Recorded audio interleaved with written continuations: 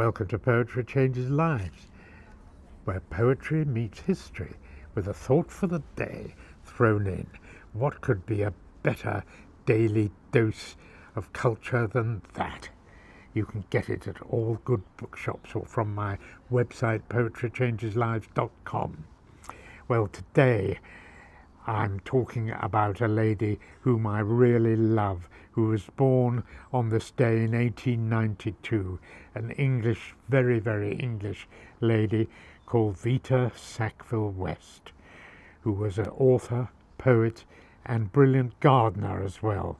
She was married to the brilliant writer and politician Sir Harold Nicholson, with whom she had 2 children, and they lived at Sissinghurst, which is a wonderful sort of medieval castle, tiny castle, with a beautiful garden that they both worked on for years. And they had a very happy marriage, Vita Sackville West and Harold Nicholson, in spite of the fact that she had a series of passionate affairs with people of both sexes. And it was a very open marriage, but it lasted a long time. They lived together very happily. Gosh, I wonder if we could all learn from that. She was so passionate in her affairs and in her writing. As one commentator puts it, she was Lady Chatterley and her lover rolled into one. Well, that's quite something to say about someone. Vita Sackville West wrote tender emotional poetry to several lovers, including Virginia Woolf, another fine author.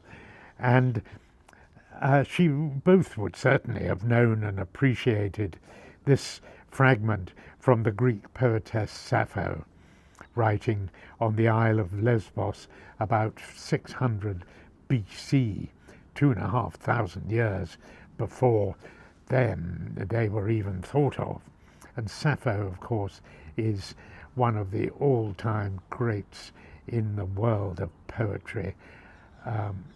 It's just so amazing, and there's so much to learn from the fact that we only have her poetry in fragments with I think there's just one full-length poem of hers.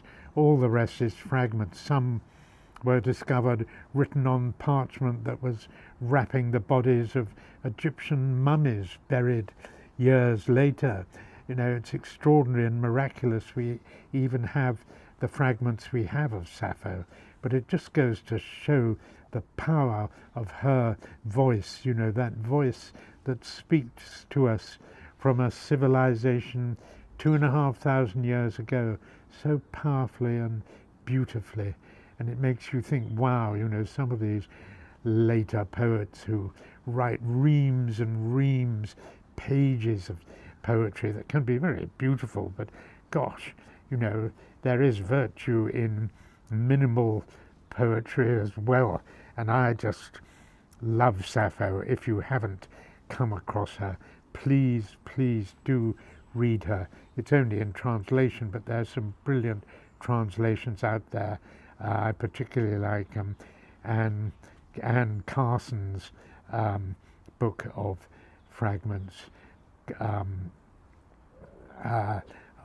with translations. It's absolutely unforgettable. It's called gosh, I can't remember what it's called, but it's Anne Carson is the publisher.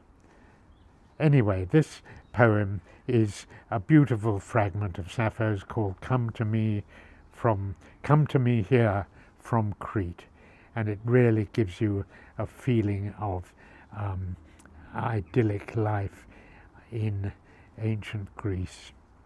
Come to me here from Crete, to this holy temple where your lovely apple grove stands and your altars that flicker with incense. And below the apple branches, cold, clear water sounds, everything shadowed by roses and sleep that falls from bright, shaking leaves.